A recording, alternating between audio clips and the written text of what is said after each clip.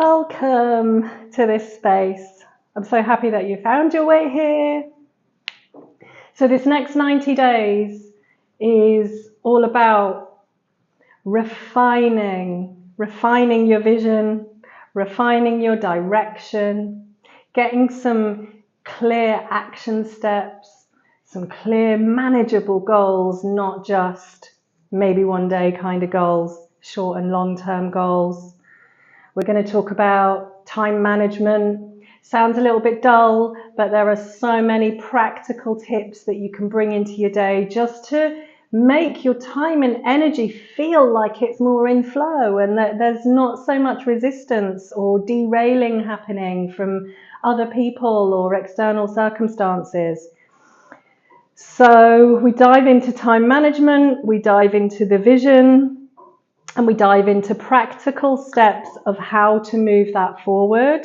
And weaved in amongst all of that, we do a lot of energetic clearing, energy work, and also embodiment. So this is a holistic. Holistic means that we're aligned, that your soul aligned, that your body is online, that you're conscious in the body, and that you're making conscious, healthy mental choices. So it's a mind, body, soul aligned way of moving forward, but in a really practical way.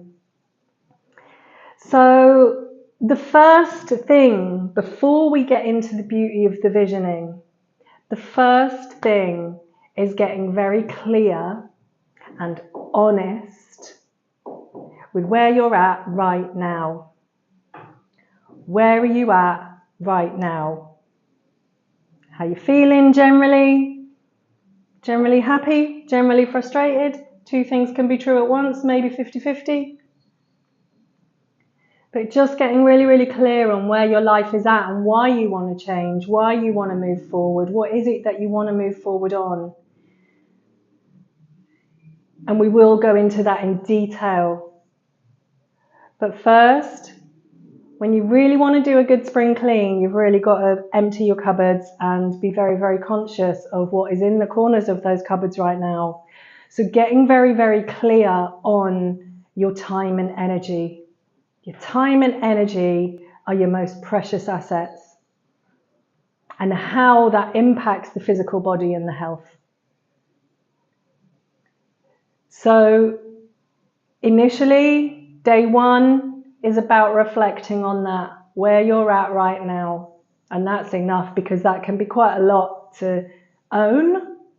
That's like a huge step in self-awareness, is really owning where I'm at right now. Because there will be people who drain your energy. You could set better boundaries. You know that you're spending a lot of time, perhaps, with and around people who you might be growing away from, you might have already grown away from, you may feel like you have no choice. Identifying those energy drains is so important. Not so that you can cut people out or avoid people, but it's an opportunity for boundaries. And I smile when I say that, because it's my favourite, or not. It's my nemesis.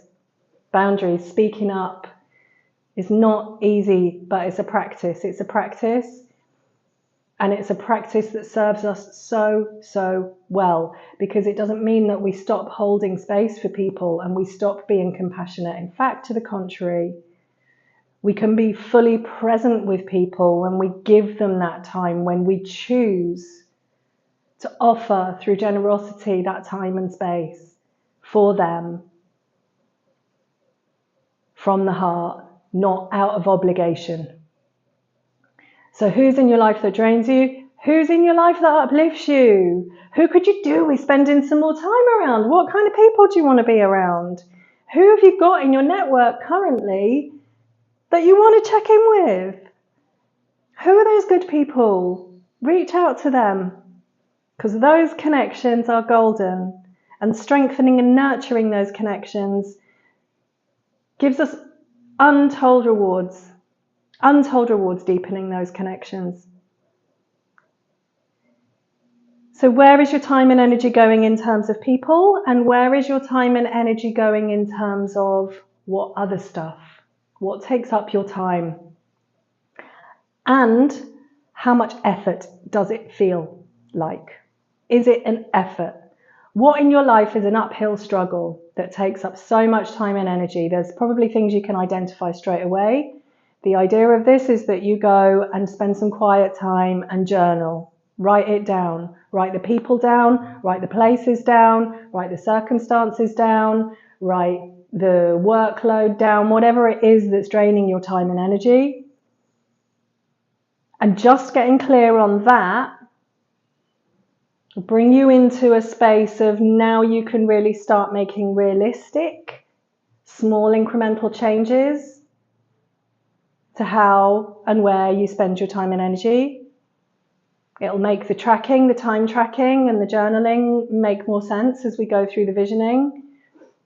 And then when we come to setting goals and deadlines, because you know consciously what you've got on your plate right now, then you'll have an idea of what a realistic, what you've got capacity for, what you do have time and energy for, and where that's going to shift.